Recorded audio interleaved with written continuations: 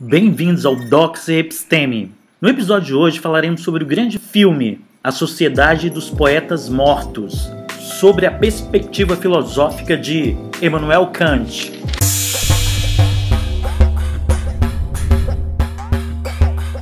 Ao contrário da metafísica tradicional, que misturava indevidamente os planos do conhecimento teórico e da ação prática, Kant faz uma distinção em sua filosofia transcendental como duas dimensões estruturalmente diferentes da ação humana. A razão, apesar de ser uma só, tem diferentes usos. Um uso teórico especulativo, que organiza o conhecimento do mundo, e um uso prático, que organiza a ação moral e política no mundo. A filosofia transcendental opera precisamente essa distinção dos usos humanos da razão, para que eles não sejam ilegitimamente confundidos. Entre esses dois planos da racionalidade humana, teórico e prático, estão submetidos às leis transcendentais, igualmente rigorosas. O mundo natural, regido por leis físico-matemáticas, e o mundo moral, regido pela liberdade racional prática. A noção kantiana de liberdade não consiste em fazer o que se quer, mas na possibilidade racional determinada de que a ação humana seja independente das leis físico-naturais, por se reger única e exclusivamente por leis morais livres,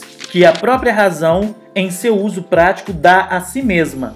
O ser humano tem, assim, a capacidade de se opor ao comportamento da natureza. A liberdade consiste precisamente nisso. Desta forma, enquanto na físico-matemática tentamos nos ater ao dado de uma experiência possível, na moral tentamos nos tornar independentes do que é dado na experiência, o que pareceria uma contradição, que o homem esteja ao mesmo tempo submetido às leis da natureza e que seja livre, é prontamente resolvido no sistema de Kant, mediante a sua teoria transcendental da razão. O termo transcendental se refere às condições naturais de probabilidade do conhecimento teórico e da ação prática, dada a realidade do conhecimento e da ação. Kant se pergunta quais são as condições racionais sobre as quais ambas são possíveis no mundo. Na verdade, Kant assume uma atitude que foi comum em toda a história da filosofia, o de tentar determinar a capacidade moral do homem, segundo os ditames da razão, em sua tentativa de harmonizar estas com as paixões. Trata-se de determinar as possibilidades de domínio, total ou parcial, das paixões,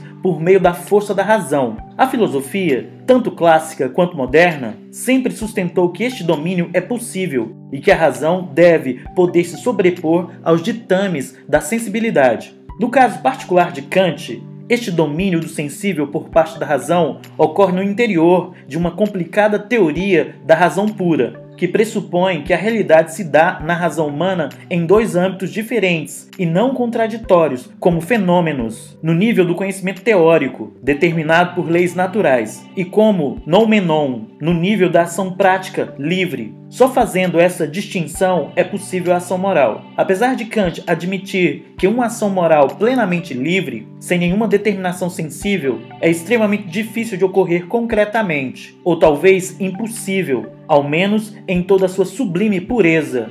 Depois desta pequena introdução à filosofia kantiana, vamos ao enredo do filme.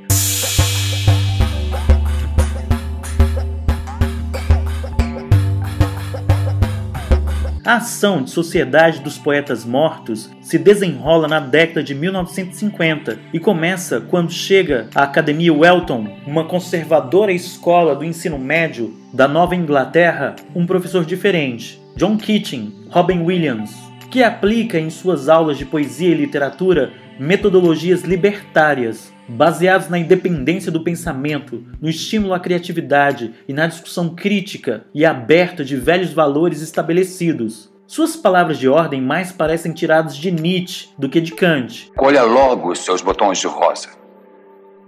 O termo latino para esse sentimento é carpe diem. Aproveite o dia, porque somos alimentos para os vermes. Porque acreditem, cada um de nós desta sala algum dia vai parar de respirar, ficar frio e morrer.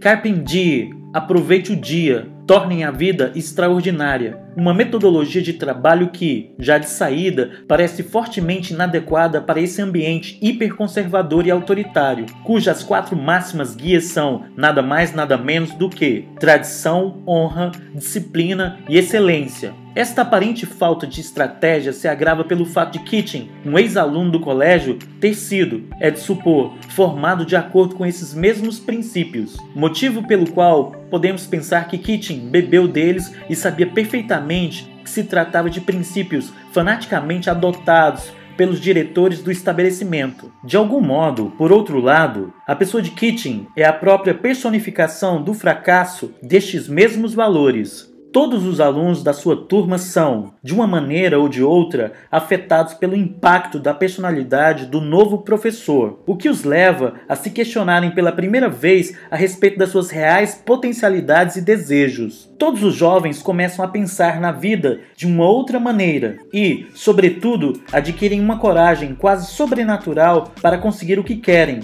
seja uma vocação desconhecida, a capacidade de escrever ou até mesmo de conquistar uma mulher. Como acontece com o feioso Canox, um jovem perdidamente apaixonado pela namorada de um outro rapaz, atlético e bonito, mas 2 deles serão, em especial, os catalisadores dramáticos da história, na medida em que sofrem a influência de Kitchen de uma maneira frontal, dolorosa e redefinidora. Todd Anderson, tímido e introvertido, malquisto pelos seus pais indiferentes, que lhe dão de presente todos os anos a mesma coisa, um jogo de utensílios de desenhos, intimidado sobre a sombra de um irmão mais velho, que foi um brilhante aluno do mesmo colégio, que resiste a se abrir às novas experiências propostas por Kitchen, mas sente por elas uma atração silenciosa e firme. E Neil Perry, um jovem hipersensível completamente sufocado pela severa educação do pai autoritário e exigente, pertence a uma classe média esforçada e que insiste em dar ao filho as oportunidades que ele não teve quando jovem. Neil vai adquirindo cada vez mais audácia e criatividade em seu contato com a filosofia libertária de Kitchen. Enquanto Kitchen tenta estimular a vocação artística do jovem Neil,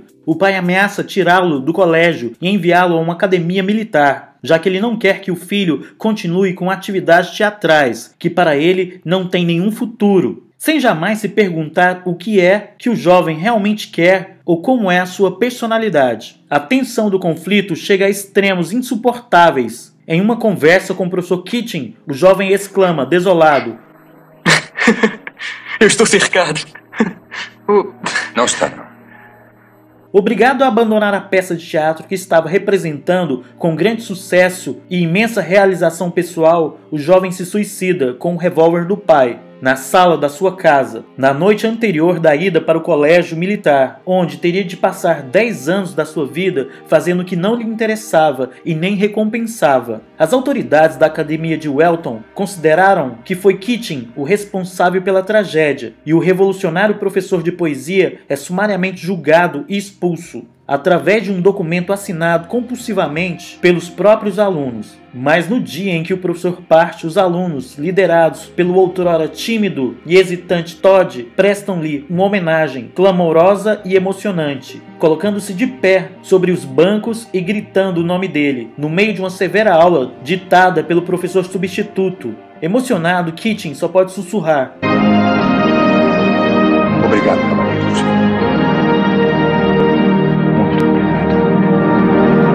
De que forma podemos considerar que este filme fala, através de imagem, de uma questão ética kantiana? Podemos perguntar se foi ética a conduta de Kitchen com Neil e, em geral, com os alunos. Já de saída, parece haver uma forte defesa kantiana dessa conduta. A morte do jovem Neil Perry, que é o centro dramático do filme, foi certamente uma consequência de algum conflito de valor ou da aplicação de certos princípios. Mas sabe-se que a ética kantiana não é consequencialista. Por mais que os ensinamentos de Kitchen, na pior das hipóteses, possam ter causado a morte de Neil Perry, só por isso não poderiam ser moralmente condenados. Kantianamente falando, será preciso ver se esses ensinamentos eram guiados pela boa vontade e se promoviam a autonomia, a liberdade e a independência. Kant escreveu em seu famoso opúsculo sobre o iluminismo, ou, mais precisamente, o que é o esclarecimento, a seguinte máxima: o iluminismo é a libertação do homem da sua menoridade culpável. A pequenez, ou seja, a menoridade, é a incapacidade de se servir do próprio entendimento sem a orientação de outro. Tal pequenez é por culpa própria, se a sua causa não resiste na falta do entendimento, mas na falta de decisão e de coragem para se servir de si mesmo sem a orientação de outro. Sapere aude. Tenha coragem de servir-se do seu próprio entendimento. Esta é a palavra de ordem do iluminismo.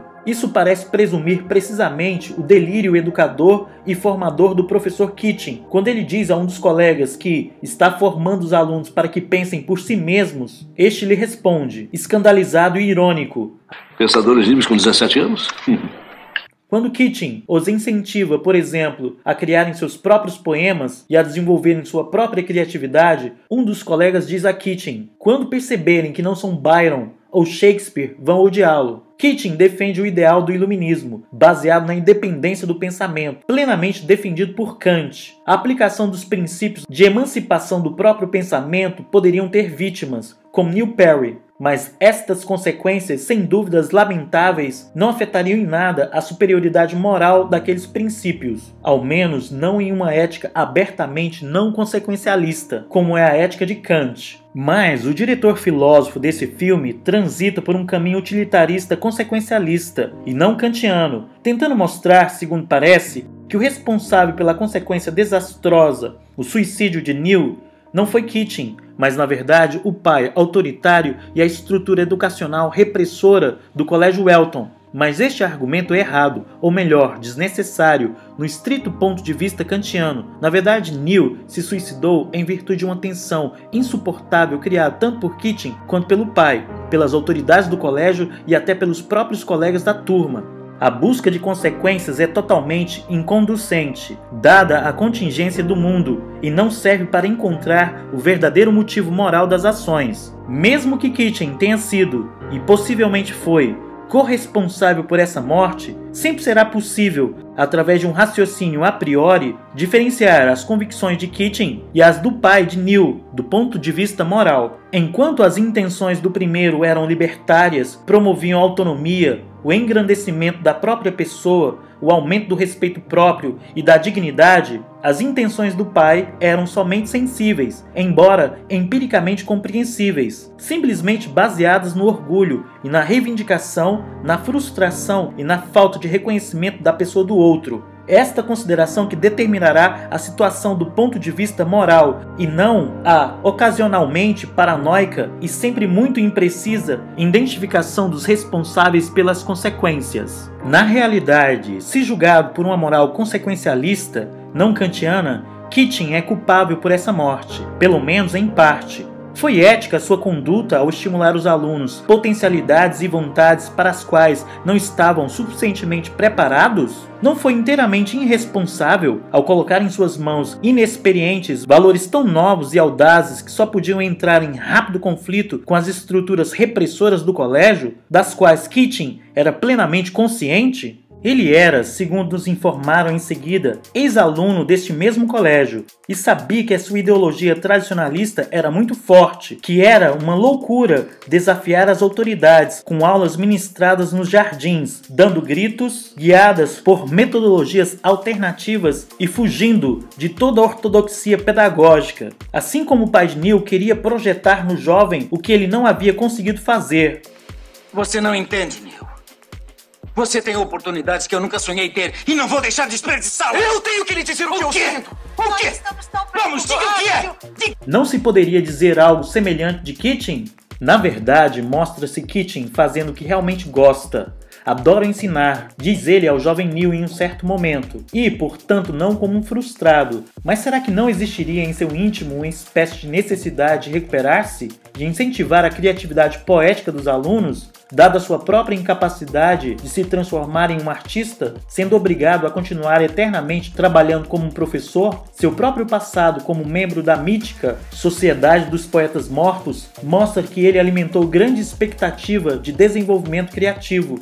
Sua posição atual como simples professor de literatura num colégio secundarista, nada contra os professores de literatura, mas não parece demasiado pouco para quem agora vociferar aos seus alunos tornem a vida extraordinária? Não mostra sua frustração, apesar do que proclama? Estas motivações são obscuras e difíceis de decifrar, e é por isso que Kant prefere não entrar nelas, determinando a moralidade das ações a priori e não por uma metodologia consequencialista. A ideia de autonomia da razão parece em si mesmo boa, mas não deixam de ter alguma plausibilidade a prudência e a cautela de alguns amigos de Kitchen, ao lhe fazer ver os perigos de depositar ideias grandiosas em mentes em formação. Isso não parece uma observação autoritária, mas plenamente prudente e objetiva. Na verdade, a euforia dos estudantes chega a extremos, quase doentios, e é evidente que eles realizam algumas ações somente para agradar Kitchen. Quando um deles se arrisca à expulsão com uma brincadeira pesada à custa do diretor Welton, Kitchen o reprime duramente. O jovem responde surpreso: E quanto ao Carpe Diem e sugar toda a essência da vida e tudo mais? Sugar toda a essência da vida não significa cometer uma gafe. Há hora para a ousadia e hora para o cuidado. E o homem sábio entende sempre quando. Só depois, quando fica evidente que os estudantes estão escapando ao seu controle, depois dele tê-los incentivado com ideologias libertárias, Kitchen aconselha ao estudante a cautela, que, na verdade, ele mesmo deveria ter adotado desde o início.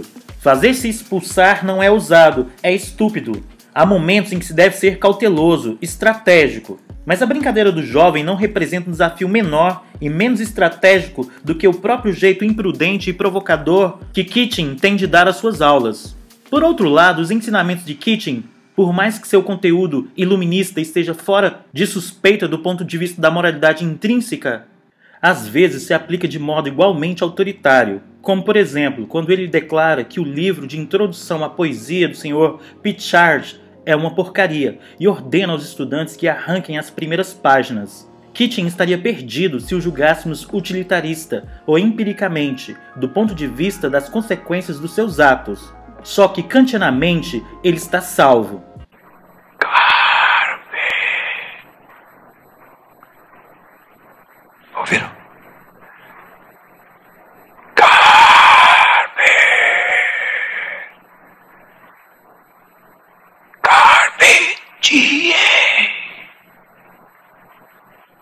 Aproveitem o dia, rapazes.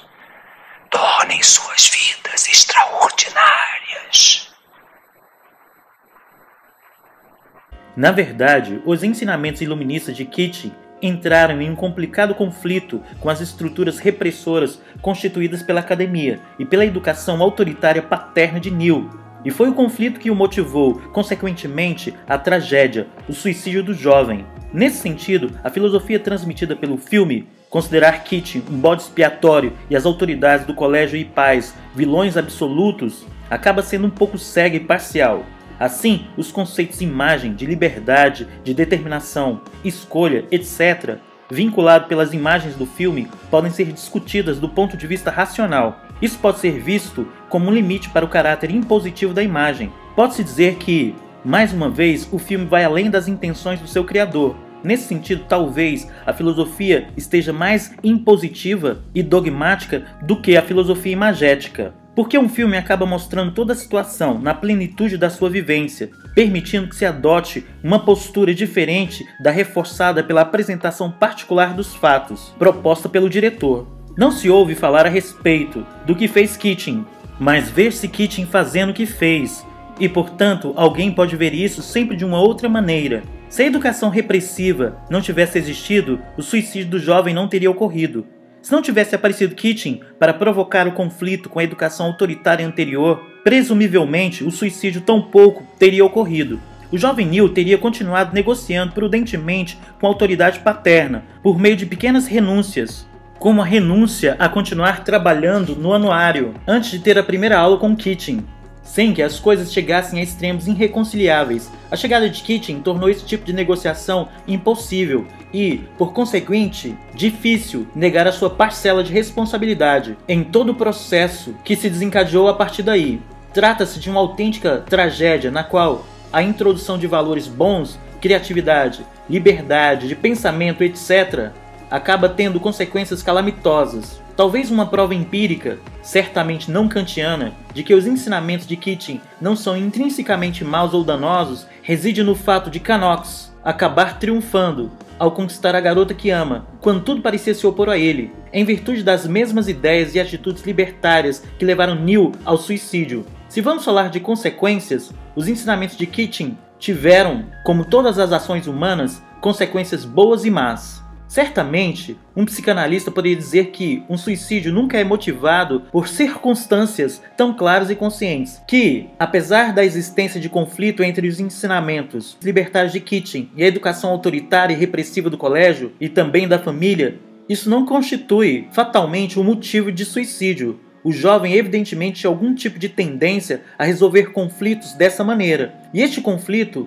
com seu conteúdo empírico, foi somente um detonador não essencial. Mas se a ética kantiana não é uma ética consequencialista, não se pode condenar alguém do ponto de vista prático por ter feito ou dito algo que aparentemente teve consequências ruins. O professor Kitchen não pode ser responsabilizado pelo fato de seus atos terem consequências ruins, o suicídio do jovem. A sua ação foi moralmente boa por ser racional e motivada pela virtude. O que ele queria era proporcionar o engrandecimento espiritual de seus alunos, o estímulo à sua criatividade, para tornar a vida deles mais intensa e mais rica. Ao apresentar essa possibilidade, colocou uma bomba na mão dos jovens, mas o motivo era perfeitamente justificável do ponto de vista da moral e racional. O aspecto trágico da moral kantiana, que por muitas vezes é visto e comentado, consiste precisamente no fato de que a virtude e a moralidade podem ser, em determinados casos, um dom cujo brilho e esplendor aos olhos humanos são incapazes de enfrentar. Para todos os efeitos, os jovens valores pregados por Kitchen deveriam explodir a expressão na qual os jovens do seu cargo tinham sido educados. Esta profunda renovação espiritual poderia acabar ou com a formação de uma vida extraordinária ou com a morte. Trata-se de um risco sublime. De qualquer forma, a emocionante despedida final dos estudantes indica que o fogo aceso por Kitchen não se apagou com a morte do jovem Neil, mas despertou uma nova consciência. Mostra-se até que ponto a grandeza moral pode ser, como diria Kant, independente das determinações sensíveis, por maiores que estas possam ser. Portanto, podemos concluir que a metodologia libertária do professor Kitchen é 100% kantiana e, portanto, recebe o selo de aprovação de Immanuel Kant. Tenha a coragem de servir-se do seu próprio entendimento. Sapere out! Muito obrigado a você que assistiu o vídeo até aqui. Caso você queira que o canal continue seu trabalho, contribua, compartilhe o vídeo, dê um like e assine o canal. Forte abraço e vitória sempre!